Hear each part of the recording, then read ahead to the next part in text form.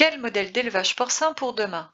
C'est la question à laquelle un collectif piloté par Midiport a cherché à répondre dans le cadre d'un projet financé par l'Europe. Le modèle a été construit en considérant différentes options d'élevage entre des bâtiments fermés avec différents types de sols jusqu'à du plein air total. Il s'agissait de trouver le meilleur compromis entre le bien-être animal, l'environnement, les aspects sanitaires, le goût des produits et les attentes sociétales, et tout cela en maintenant les performances techniques actuelles. Tel était le cahier des charges de départ, et voici le résultat en 3D.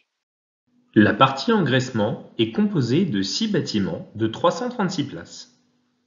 Chaque bâtiment est constitué de 12 cases de 28 animaux et correspond à un lot d'animaux contemporains.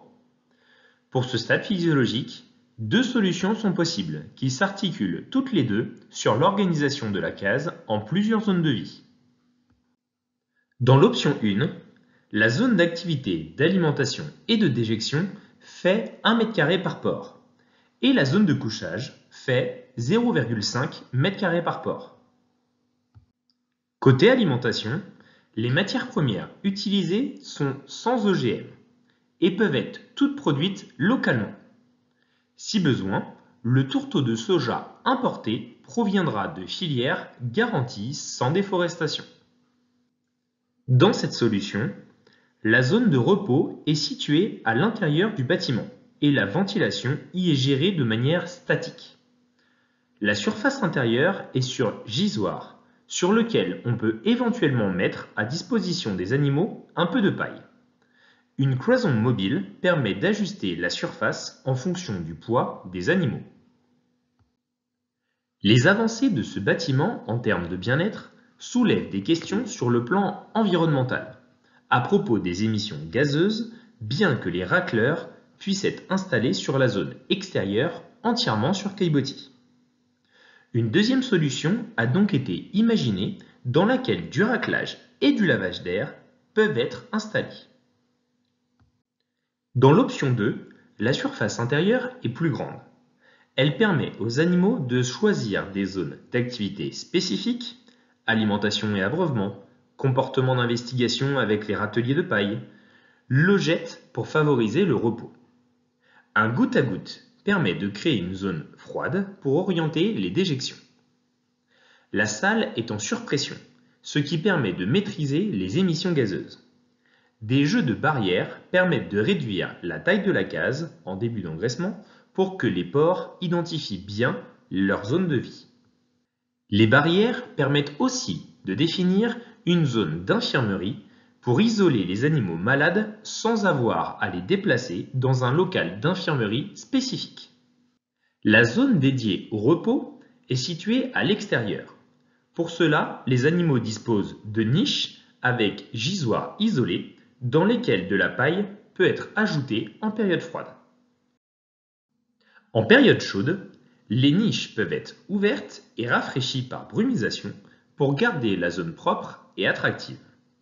Elles contribuent aussi à la réduction de la concentration en particules et en ammoniac de l'air ambiant. Cette option 2 permet d'envisager une meilleure gestion environnementale. L'évacuation des effluents est assurée par un racleur. La séparation des phases solides et liquides permet de réduire la volatilisation d'ammoniac, mais aussi de concentrer les éléments fertilisants dans la fraction solide. La gestion des effluents peut aussi être assurée par la technique du lisier flottant, technique adaptable aux bâtiments existants.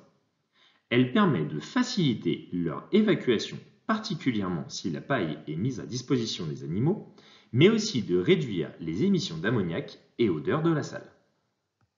La centralisation de l'extraction d'air permet d'une part d'économiser de la consommation énergétique liée à la ventilation, et d'autre part, elle est indispensable pour le traitement de l'air extrait des bâtiments d'élevage. Ce type de traitement de l'air est efficace pour réduire les émissions d'ammoniac, d'odeur et de particules vers l'atmosphère. Voici ce que cela donne en termes de performance. Elles sont évaluées par modélisation en intégrant à la suite du bâtiment les postes stockage et épandage des déjections avec des lisiers stockés en fosse couverte ou utilisés en méthanisation. Ces performances environnementales sont estimées en comparaison à un élevage de référence conventionnel sur lisier, avec stockage des effluents sous les animaux, puis en fosse découverte et épandue par pendillard. Une version améliorée ENV+ est considérée, avec un laveur d'air ajouté au bâtiment et une couverture de méthanisation psychrophile utilisée au stockage. Les résultats positionnent l'élevage de référence ENV+ à 100% et en relatif l'élevage de référence sans bonne pratique. La fourchette de valeur des configurations de l'élevage de demain peut présenter des performances meilleures dans la gamme des élevages actuels ou augmenter pour certains indicateurs. 3 indicateurs sont calculés: les consommations d'énergie, les émissions d'ammoniac et les émissions de gaz à effet de serre. Pour les émissions gazeuses, 2 hypothèses de fonctionnement ont été retenues. Une hypothèse optimiste dans laquelle les porcs s'approprient correctement les zones de vie et une hypothèse pessimiste où une fraction des déjections se fait sur les zones de repos. En ce qui concerne les consommations d'énergie, les 2 options conduisent à des résultats contrastés. Des réductions de 90% sont observées avec l'option à dominante extérieure et les consommations d'énergie sont inchangées avec l'option à dominante intérieure. En fonctionnement optimiste, les émissions d'ammoniac sont réduites jusqu'à 14% par rapport à la référence ENV+, et les émissions de gaz à effet de serre peuvent être réduites jusqu'à 56% en cas d'évacuation fréquente des effluents combinée à de la méthanisation, sinon elles sont inchangées par rapport à l'élevage de référence. Avec un fonctionnement pessimiste, seules les émissions d'ammoniac sont augmentées et se retrouvent entre les niveaux d'émissions des 2 élevages de référence. Elles sont plus importantes avec la version à dominante extérieure qui ne permet pas un traitement de l'air. Il sera donc primordial de définir les pratiques de gestion du bâtiment pour assurer le fonctionnement optimiste et en exprimer toutes ses performances. En conclusion, ces 2 options de bâtiment permettent d'allier bien-être animal et environnement.